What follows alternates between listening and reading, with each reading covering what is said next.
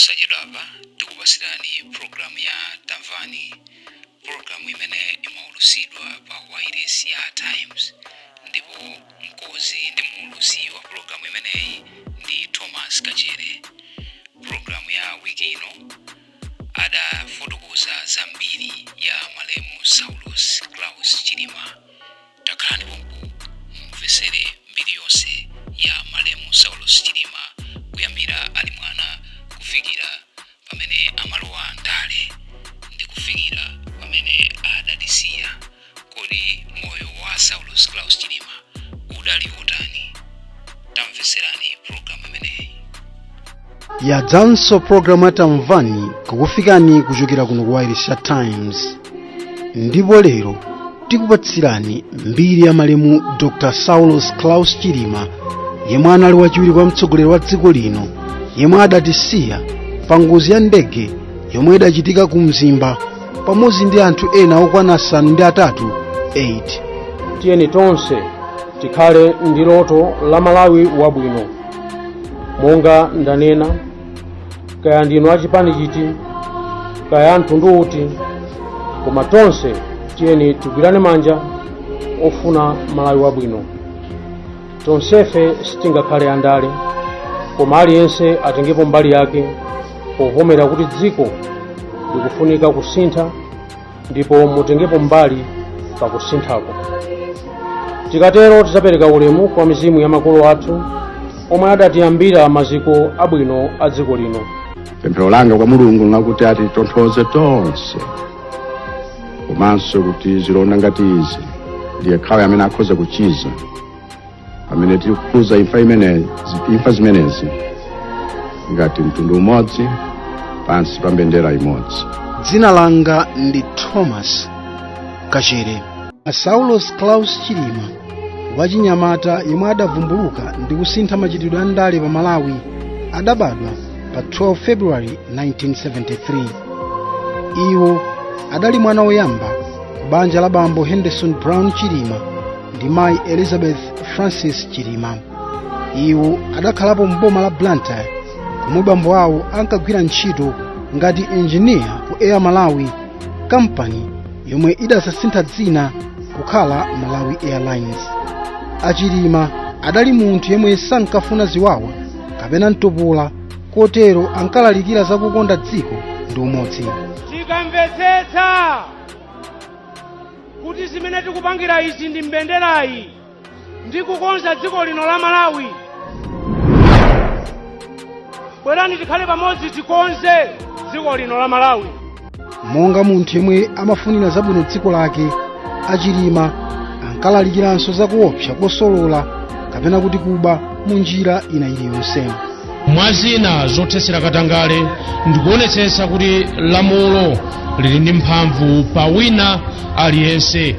Izi nthawi zina ankatsindika kulimbikitsa Malawi kuti akhale anthu ozilimbikira. Olemekezeka atolankhani muli pano, komanso amayi ndi abambo omwe mukundimvera, tiyeni tizikumbukira kuti ufulu omwe tikudyerera lerowu komanso mtendere omwe tili nawo sikuti udangobwera wokha. Amalawi anzathu adagula ufuluwu komanso mtenderewu ndi magazi yawo, kapena titi ndi moyo wawo. Awatu anali Amalawi ochokera dziko lonse lino, kuchitipa mpaka ku Nsanje, komanso Mchinji mpaka Nkhotakota. Awa adalinso Amalawi amitundu yonse, osati mtundu umodzi wokha kapena dera limodzi lokha. Awa adali Amalawi omwe adakonzeka kufera abale awo Amalawi amibado yapatsogolo, ngakhale anali asanakumane nawo, kusonyeza kusadzikonda. Ena mwa Amalawi omwe adamenyera ufulu wa dziko linoli adakali moyo, koma sadapindule kalikonse. Akuvutikabe ndi moyo, ngakhale adavutika kale kumenyera ufulu wa dziko lino. Akuzunzika mwachetechete, koma ali ndi mtendere kuti adachitapo mbali yawo. Amalawi anzanga, koma ngakhale makolo athuwa adazipereka chotere, kuphatikizapo kuzipereka kwina komwe amalawi ena akuonetsabe padakali pano, dziko lathu lidakali losauka ndipo likusawukirabe. Anthu athu akufa ndi matenda oti atha kuchizika chifukwa choti mankhwala ndi zipangizo zoyina mzipatala mulibe. Katangale komanso kuba kukuchulukirabe, zomwe zikuchititsa kuti olemera azilemererabe ndipo osauka azisawukirabe. Tsankho pakulembana ntchito komanso kugawana mitundu kukuchulukirabe. Sukulu zathu zaboma zikulowa pansi ndipo zasanduka sukulu za mphawi wokha, komanso ulimi ukulowa pansi ndipo chaka ndi chaka timakhala pa chiopsezo cha njala chifukwa choti tikudalirabe ulimi wa mvula mu nyengo ino yakusintha kwa nyengo. Mwachidule amalawi anzanga, ngakhale kuti makolo athu adatimenyera maziko abwino, koma ifeyo padakali pano tikulephera kuti tilitukule moyenera dzikoli. M'malo motukula tikuliwononga dziko lathu chifukwa cha umbombo kapena dyera. Tikungoganiza za ife tokha, abale athu kapena ana athu, osati za dziko lathu la Malawi lokondeka. M'malo moonana tonse ngati amalawi tayamba kusalana mitundu.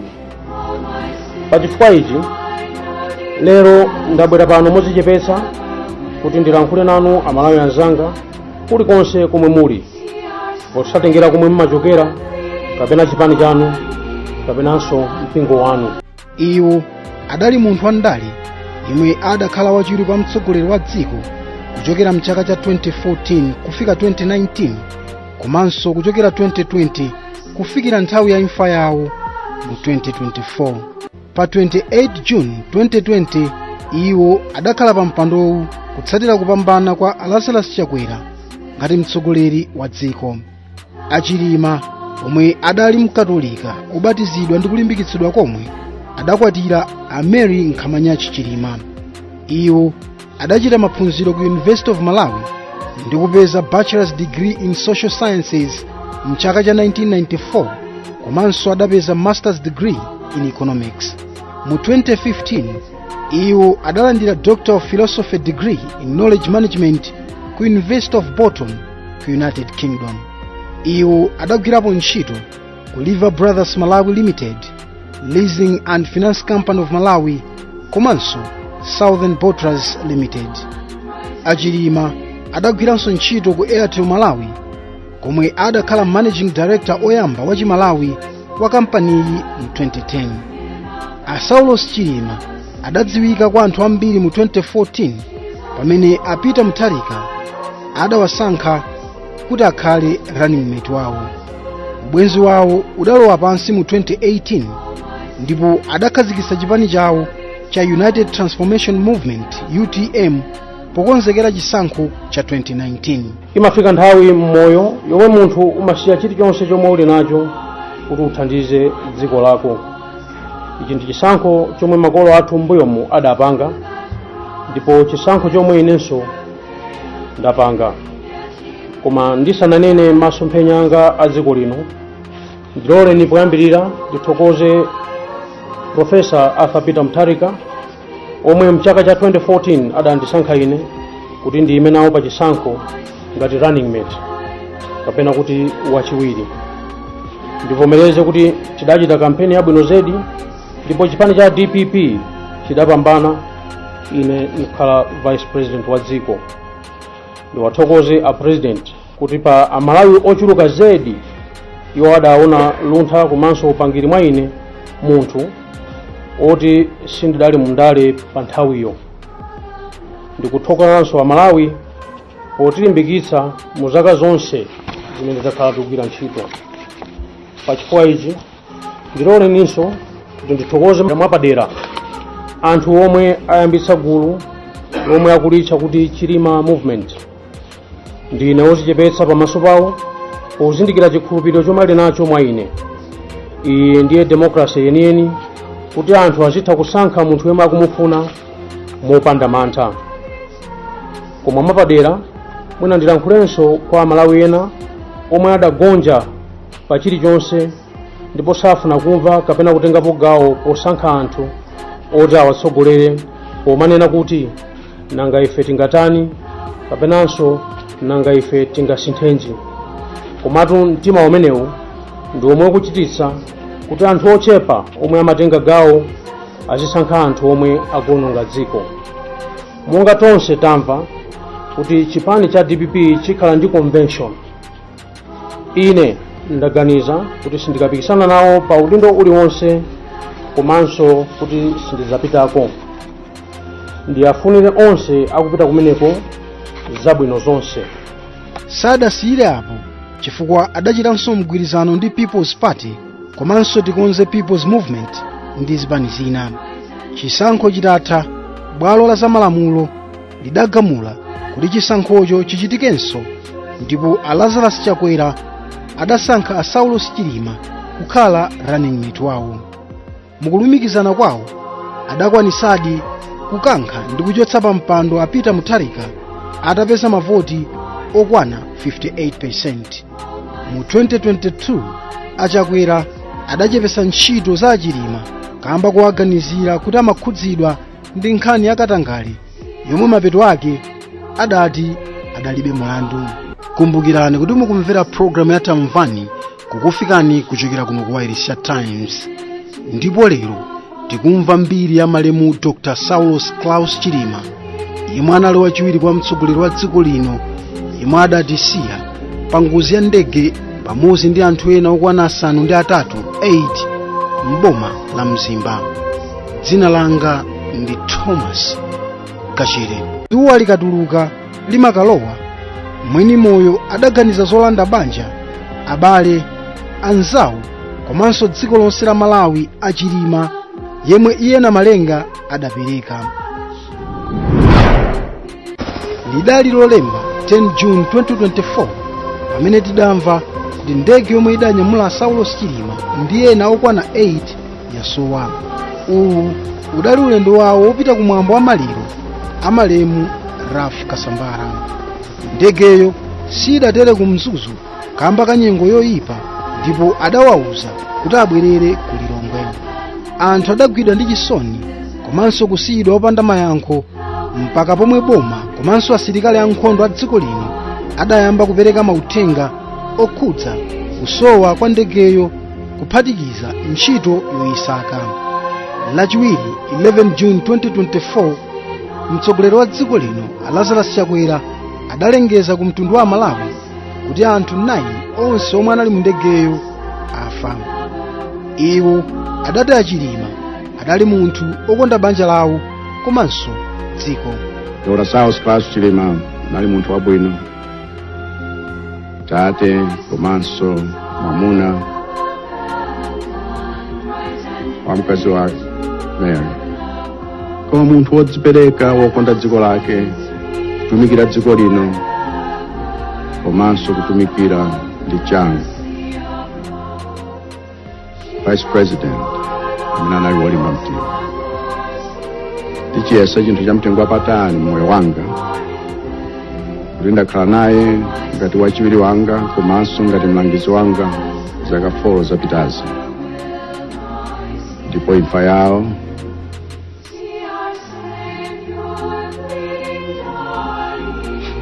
ngozi yoopsa kwambiri. Tatarika kupasuka, Mai Mary wapasuka, banja lawo lapasuka, abwezi wake apasuka, wonse amene timagwirana ntchito amagwirana ntchito mkabineti wapasuka, tonse ngati dziko la Malawi tapasuka chifukwa utsogoleri wawo ndi kulimba mtima kwawo. Matitakasa tonsefe mudziwa kuti ngakhale wena amene anali ndege imeneyi ndi amayi ndi abambo aulemu wawo amenenso atumikira dziko lathu moyenera ndi mwachidwi. Mabanja wawo nawonso apasuka, mitima yawo yasweka lero, ndipo ndi chisoni kwambiri kwa inu nonse chifukwa chakutaya okondedwa athu. Pemphero langa kwa Mulungu lakuti atitonthoze tonse, komanso kuti zilonda ngati izi ndiye khawa amene akhoza kuchiza pamene tili kukhuza imfa zimenezi ngati mtundu umodzi pansi pa mbendera imodzi. Tithokoze akomanda Phiri komanso timu yawo ndi onse amene athandizira kugwira ntchito ngakhale usiku wonse munyengo yakuti inali yovuta kwambiri kuti apeze kumene kwagwira ndege kumene kwafera okondedwa athu. Pali pano asilikaliwa ali kalikiliki kuti abweretse mitembo ya abale wathu kuno Capital City. Malemu Chilima wasiyana awiri ndi mkazi.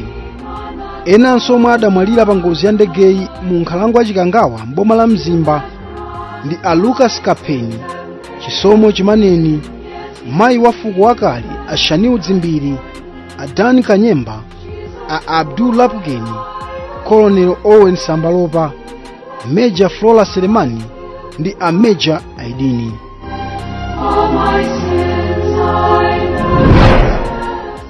Amalawi anzanga, nthawi yafika kuti Malawi aliyense atengepo gawo patsogolo la dziko lino. Tiyeni tisankhe Malawi wabwino potengapo mbali, Malawi wamtendere komanso wachikondi, Malawi wopanda katangale, komanso Malawi woti aliyense olimbika ntchito kuphatikizapo zakumunda akasangalale ndi banja lake ukuboma likuchitaponso mbali yake. Amalawi anzanga, uyu ndi Malawi yemwe ine ndikufuna nditamuona mu moyo wanga. Kamba kaichi lero ndaganiza zotsata Amalawi onse omwe akufuna utsogoleri waluntha komanso masomphenya osatengera chipani chomwe ali kuti tikonzenso dziko lino. Tiyeni tonse tikhale ndi loto la Malawi wabwino. Monga ndanena, kaya ndinu achipani chiti, kaya mtundu uti, koma tonse tiyeni tigwirane manja ofuna Malawi wabwino. Tonsefe sitingakhale andale, koma aliyense atengepo mbali yake povomera kuti dziko likufunika kusintha ndipo mutengepo mbali pa kusinthako. Tikatero tidzapereka ulemu kwa mizimu ya makolo athu omwe adatiyambira maziko abwino a dziko lino. Tiyeni tichitepo kanthu kuti dzikoli lisapitirire kuola. Ili ndi dziko lokhali lomwe tili nalo. Tiyeni tonse komanso tokha tizifunire zabwino pokonzanso nyumba yathu yomwe timayitcha Malawi. Tiyeni tisese mkati mwa nyumbayi imene tikuti Malawi. Dziko lathu, tsogolo lathunso. Mulungu apitirize kudalitsa dziko lathu la Malawi. Zikomo kwambiri chifukwa cha kumvetsera kwanu. Tafika pa omvera ndi pa mapeto pa programu yathu ya Tamvani kukufikani kuchokera kuno ku Wairisha Times. Ndipo lero mwapadera timakupatsirani mbiri ya malemu Dr. Saulus Claus Chilima, yemwe anali wachiwiri kwa mtsogoleri wa dziko lino, yemwe adatisiya pamodzi ndi anthu ena okwana asanu ndi atatu 8 pa ngozi ya ndege yomwe idachitika pa 10 June 2024 m'boma la Mzimba. Ndine mkonzi ndi mulutsi wa programu iyi Thomas Kachere. Inali programu ya Tamvani imene imachokera pa Wairis ya Times, ndipo mkonzi ndi mulutsi wa programu imeneyi ndi Thomas Kachere. Lero lino amayang'ana za mbiri ya malemu Saulus Claus Chilima